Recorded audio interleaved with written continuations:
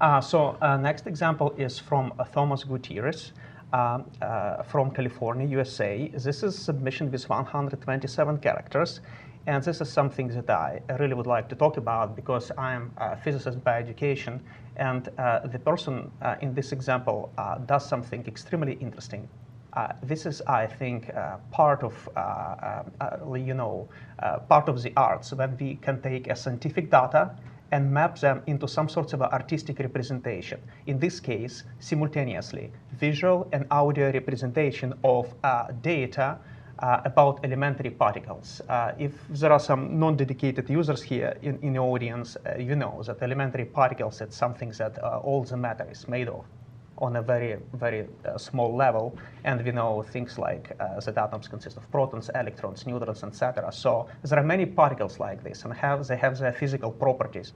So what Thomas is doing here, he extracts two properties like that, which is called spin and mass, and maps specific sound function, which is called sound node. Basically, he maps those data on a space of notes, like you can think about a piano, right? And you somehow map those data on the piano keys, and then you make a beautifully looking instrument. Just look at this, how original this image is, right? And I would like to play it for you. And this will not be a piece of music, like plays continuous. It's an instrument that you can play. So basically, every single line, which have many, many lines here, is representing a piano key. And I will try to show you, I'm not sure how well it will be carried out through the audio session here, but the longer the key here, the higher supposed to be the pitch. The shorter the key, the lower supposed to be the pitch. And there is a one note, which is an overtone, which is pretty random around this main pitch. So basically, when I press a key, it's supposed to play simultaneously two piano keys. And we'll pay attention to how the pitch is connected to the length of the specific, this beautifully designed circular keys.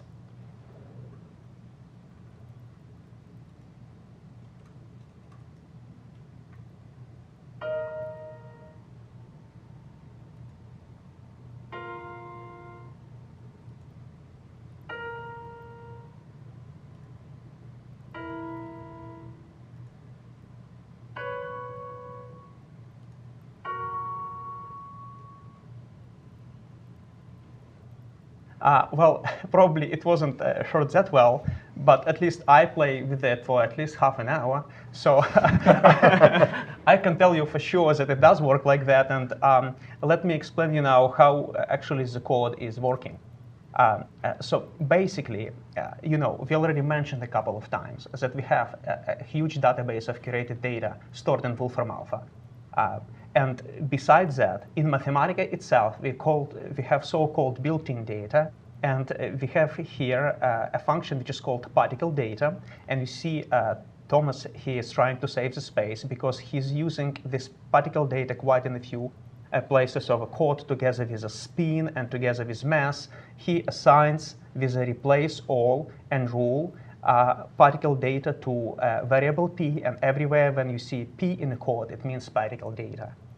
And just to mention briefly, to save the characters, he also uses, let me just go to help, which is called like left and right floor notation. This is for the function floor. So you see the function floor, it's basically, it's 5 characters plus the brackets itself around it. And if you use just 2 characters for the left and right floor, it's really save user space. This was a really clever move. And he uses an interesting power of dot point 3 that I still trying to think through why exactly that power, to convert mass into some sorts of a discrete space. That would be interesting for me to know why exactly 0.3, but I think it's just to make a very nice going function. So basically, we see that we also using a sector chart.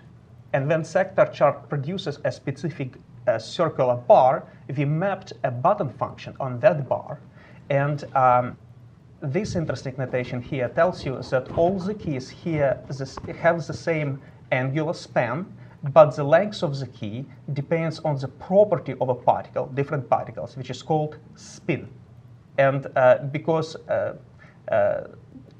the property called spin. But when we construct when we press a button, the second argument of the button actually tells us that we're going to play in a sound node, and the sound will be depending on two things, on particle spin, particle mass. And we're here multiplying by 2 if you're wondering what is it about. It's because you can fit only integers there, and spin can be having denominator too, but it's like very specific details about it. So, but what I'm trying to go to is that this person is probably a physicist, possesses very intricate knowledge of the spin and mass properties and the structure, and he was able to come up with an idea that maps these intricate properties on artistic visual and sound interpretation of this data and able to construct an interesting instrument. Oh, and Thomas is in the chat room, and he said that he used trial and error to select 0.3 to give a good range of values for the particle mass spectra. Yes, that's trial and error. It's all it was. That's a good approach if you're trying to build something in Mathematica. Very easy to experiment. Just change something around and you get something interesting. Oh yeah. So thanks for clarifying that one.